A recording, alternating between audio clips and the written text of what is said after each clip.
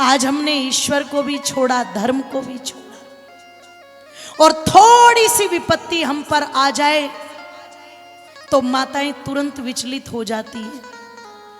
और वो पड़ोस में रहती है ना एक ब्रेकिंग न्यूज जिससे पूछ के सारे काम होते हैं। पता लगा वो घूमती रहेगी घर घर में, और उसके सामने यदि किसी ने कह दिया, क्या बताऊं बहन, ये भी बीमार पड़े, मैं भी बीमार पड़ी हूं ना, बच्चे ठीक हैं, काम धंधा भी ठीक नहीं चल रहा, तो वो ब्रेकिंग न्यूज तुरंत क्या बोलती है आपको दिखाई लेते। कभी किसी ने कुछ बोलो करवाना दिया तो आप तो पूछोगी, बोले कठे दिखाऊं, पूछोगी ना आप तो कहां दिखाऊं, तो फिर वो एड्रेस देगी, फला शाने के पास चली जा। अब शाना किसको कहते हैं? शाना जो 15-15 दिन तक तो नहाता ना हो, 1-1 किलो मैल चढ़ा पड़ा हो, जिस पर बदबू मार रही हो, दांत सड़े हुए, मुंह से दुर्गंध आ रही हो, बाल बिल्कुल चुड़ैल की तरह जिसके खड़े हो, है ना, उसे क्या कहेंगे? शाना उसे कहेंगे। बोले उसके पास चली जा, वो उपाय बता देगा। अब यदि तुम उसके पास जाओगे तो वो इतना पागल तो है नहीं, उसको पता है, उसको जानकारी है कि तेरे पास में जो आएंगे वो दुखियारे ही आएंगे, सुखियारे तो आएंगे नहीं, उसे पता है। और 2, 4, 5 बात उन्होंने ऐसी रट रखी है कि वो तुम्हें पूरी तरह से विश्वास दिला देते हैं। तुम बैठ जाती हो हाथ जोड़ के, दुख वाला मुंह बना करके, और वो शाना देखते के साथ में कहता है मैंने देख लिया, बस तुझे कुछ कहने की जरूरत नहीं, देख लिया मैंने पूरा, आगे से पीछे तक का सारा देख लिया। और क्या देख लिया कि ना तो धन टिकता घर में, सब बीमार रहते हैं, और भी कष्ट बहुत सारे चल रहे हैं। अब 2-4 बात वो ऐसी बताता है कि तुरंत हाथ जोड़ करके उसके पैरों में सीधी लेट जाती है। बाबा जी आप तो अंतर्यामी हो, आप तो सच कह रहे हो, आपने तो एक एक बात बिल्कुल मेरे मन की कह दी। अब ये बताओ ये सब हो क्यों रहा है? आंखें बंद करके नाटक सा करेगा, और नाटक करके एक रटी रटाई बात बताएगा कि किसी ने कुछ, जोर से बोलो, करवा रखा। अब तुम ये तो पूछोगी कि किसने, पूछोगी ना? हाँ सारी कह रही हैं आप पूछेंगे, आप पूछोगी कि किसने, तो वो तुरंत दूसरी रटी रटाई बात क्या बताएगा? बाहर का नहीं है, तुम्हारे घर का ही है। अब घर में पता लगा सास बहू में भी चलती रहती है, देवर देवरानी में भी चलती रहती है, जेठानी देवरानी में भी चलती रहती है, तो पता लगा जो थोड़ी सी दरार घर में आई थी वैचारिक, उसको उस मूर्ख ने बढ़ा करके बड़ी कर दिया कि नहीं कर दिया? क्योंकि तुम्हारी शंका तुरंत वहां जाएगी, बोले वही होगी। अब बोले इसका उपाय बताओ, तो वो क्या उपाय बताएगा? चौराहे में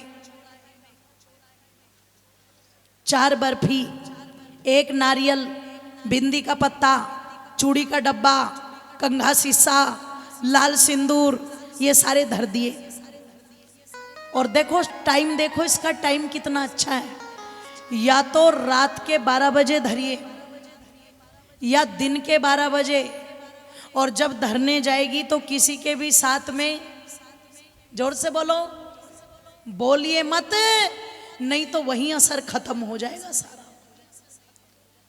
अब ये घूम रही है रात में बर्फी और बिंदी धरती हुई चौराहे पर, ये घूम रही है, और ये तो धर धुरा करके चली गई। वो जो 4-5 निकली, बोले कुछ धरा है अलग सी कि कहीं जो बला है वो तुझे ही ना चिपट जाए। बताओ इससे बड़ा पाखंड और अंधविश्वास क्या हो? मैं सच बताऊं, कई बार बचपन में हमें नहीं पता होता था, हमें नहीं पता होता था, तो जहां भी वो धरे रहते थे ना, पता लगा हम लोग क्या करते थे, वो तुरंत एकदम पैर मारा, कोई चीज इधर खिंडा दी, कोई इधर खिंडा दी, है ना, कुछ नहीं हुआ। क्योंकि घर वालों ने कभी ये पाखंड दिमाग में डाला नहीं, और जिनके दिमाग में ये पाखंड भरा हुआ है उनके दिमाग में विद्या घुसती नहीं है। वो तो तुरंत बोल देती है, तुरंत बोल देती है, बोले जी दुनिया में सब चीज होती है, आप मानो या ना मानो। मैंने कहा नहीं, मैं तो बिल्कुल मानती हूँ, सब चीजें दुनिया में, दुनिया में अच्छाई है, दुनिया में बुराई है। तुम अच्छा करो तो परमात्मा तुम्हारा अपने आप अच्छा करेगा कि नहीं करेगा बोलो, और तुम बुरा करने के लिए जाओगे तो कहीं ना कहीं कुछ बुरा तुम्हारे साथ भी, जोर से बोलो, होगा कि नहीं होगा।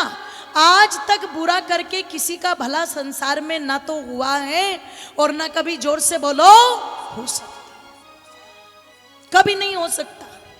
और ये जिन शाने सपटों के चक्कर में आकर के माताएं इस प्रकार के विचित्र कार्य करती हैं, मैं एक बात तुम्हें बता दूं गारंटी दे करके, जिस घर के अंदर ये शाने सपटे घुस गए, मुझसे लिख करके लेना, वो घर कभी बस नहीं सकता।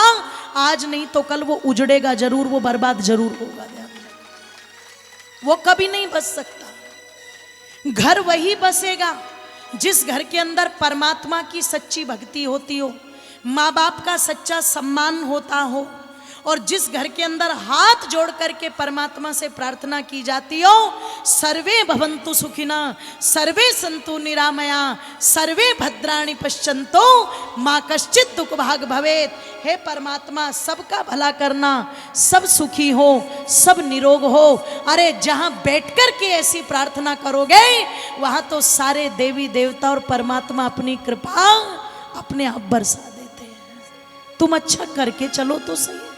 और तुम सोचते हो कि ये बुरे काम करके, ये उठपटांग काम करके हमारा कल्याण हो जाएगा, आज तक नहीं हुआ, आज तक नहीं हुआ। अरे ज्यादा दूर नहीं है, दिल्ली के अंदर बुराड़ी की घटना सुनी थी कि नहीं सुनी थी? बुराड़ी केस, इसी पाखंड और अंधविश्वास के चलते माताओं 11 लोग, 11 एक परिवार के 11 लोग, और अपने आप ही अपने गले में फांसी के फंदे डाल डाल करके लटक गए, है ना। और कोई मरने की तैयारी नहीं थी उनकी। अगर मरने की तैयारी होती तो रात को उनकी महिलाएं राजमा भिगोती क्यों? आप विचार करना। रात को राजमा भिगोए, क्यों भिगोए होंगे? कि सुबह बना लेंगे। पर एक पाखंडी था घर में, और कौन था? उस परिवार का बड़ा बेटा। पिता की मृत्यु हो गई तो बड़े बेटे ने क्या मन में धारणा बनाई कि पिताजी मुझसे आते हैं और बात करते हैं। अब पूरा परिवार उसके चक्कर में।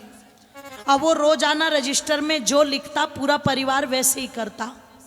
जो वो खाने को कहता वही परिवार में बनता। जो वो पहनने को कहता ऐसे ही सब पहनते। जिस दिशा में वो जाने को कहता है उसी दिशा में सब चलते। ये काम चलते चलते कई महीने गुजर गए थे।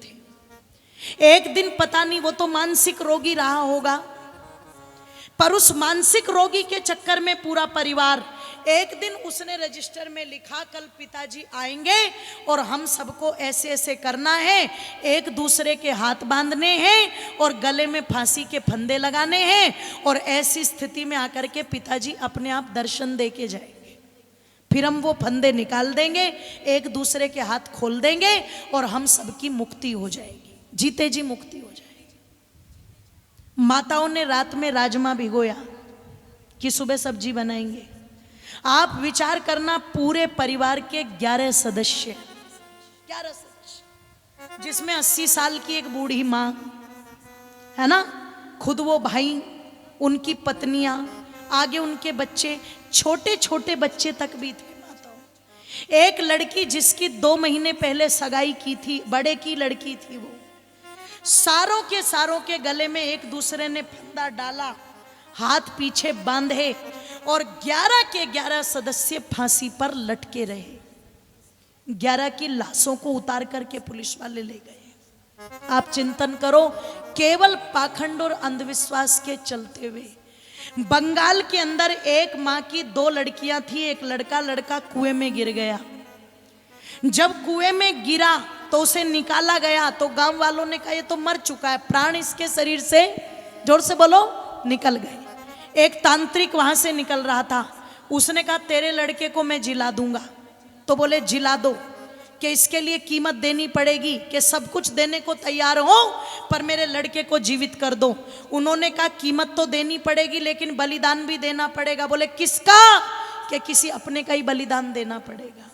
ओ मेरी माताओं, कितनी अंधी रही होगी वो बंगालन माँ। उसने कहा ये मेरी दोनों लड़कियां ना, इनका बलिदान ले लो, मुझे नहीं चाहिए लड़की, मुझे तो मेरा लड़का चाहिए। इन दोनों की गर्दन काट दो पर मेरे लड़के को जिला दो। ओ माताओं जरा चिंतन करना, लड़के की लाश को रख कर के कमरे में और तांत्रिकों से पूजा करवाई और अपनी आंखों के सामने अपनी दोनों बेटियों की गर्दनें कटवा दी। दोनों बेटियों की गर्दन काट करके पता नहीं क्या खिला करके वो तांत्रिक गया। जितना भी सोने के गहने थे, चांदी के गहने थे, नगदी थी, सारा का सारा लेकर के भाग गया। लड़का तो पहले ही मर चुका था। पागलपंथी में आकर के दोनों लड़कियों की भी गर्दन कटवा दी। आज जेल में पड़ी हुई है वो। चिंतन करना, विचार करना। ये कई बार होता है ना, प्राण प्रतिष्ठा। प्राण प्रतिष्ठा आपके यहां भी होती है कि नहीं होती है? प्राण प्रतिष्ठा है ना, प्राण प्रतिष्ठा कर देंगे। मैं तो कई बार कहा करती हूँ, किसी की मृत्यु हो जाती है, अगर इतने प्राण डालते हो तो उनमें भी तो डाल दो, उनमें भी तो डाल दो प्राण, पता लगे। मैंने तो एक जगह प्रश्न कर लिया था, प्राण प्रतिष्ठा करा रहे थे। मैंने कहा कैसे कराओगे? वेद के मंत्र पढ़ के कराएंगे। मैंने कहा कौन से मंत्र पढ़ोगे, बताओ हमें, कौन से मंत्र पढ़ोगे? तो बोले ये मंत्र पढ़ेंगे। मैंने कहा इन मंत्रों का अर्थ है कि वही परमात्मा प्राणों का देने वाला भी है और वही परमात्मा प्राणों का, जोर से बोलो, इसलिए उस प्राणों के प्राण परमात्मा का एक नाम प्राण भी है। ये मंत्र का अर्थ तो ये है। बोले जी हमें नहीं पता, हमें तो जैसे बता रखा है हम तो ऐसे ही करवाते हैं। मैंने कहा तो ये बताओ, आपके घर में आपके किसी की मृत्यु हुई कि नहीं हुई? बोले 2 साल पहले मेरे पिताजी मरे थे। तो मैंने कहा पिताजी से प्यार था या नहीं था? बोले बहुत प्यार था। मुझे तो अपने पिताजी के जाने का बड़ा दुख हुआ। कई दिन तक मैंने भोजन भी नहीं किया, कई महीनों तक मैं ठीक से सोया नहीं, इतना दुख मुझे मेरे पिताजी के जाने का था। मैंने कहा जब पिताजी की मृत्यु हुई तो शरीर में आंखें थी कि नहीं थी? बोले थी। मैंने कहा नाक थी कि नहीं थी? बोले थी। मैंने कहा कान थे कि नहीं थे? बोले थे। मैंने कहा नस नाड़ियाँ थी कि नहीं थी? बोले थी। मैंने कहा रक्त हड्डियाँ थी कि नहीं थी? थी। बोले सारी थी। मैंने कहा सब कुछ था, केवल क्या नहीं था? अरे बोले प्राण नहीं थे। मैंने कहा जब इतना प्यार पिताजी से करते थे और पिताजी के शरीर में सब कुछ था तो पिता के शरीर में प्राण क्यों नहीं डाल दिए? उन्हें क्यों नहीं जीवित कर दिया आपने? तो क्या कहता है? बोले जी ये तो आप भी जानते हो, ये सब खाने कमाने के तरीके हैं, नहीं तो ना तो किसी में मनुष्य प्राण डाल सकता और ना मनुष्य किसी के प्राण, जोर से बोलो, निकाल सकता। ये परमात्मा की व्यवस्था है। वही ईश्वर प्राणों का देने वाला भी है और वही ईश्वर प्राणों का, जोर से बोलो, लेने वाला भी है। पर ढोंगी पाखंडियों ने 2 बेटियों की गर्दन कटवा दी।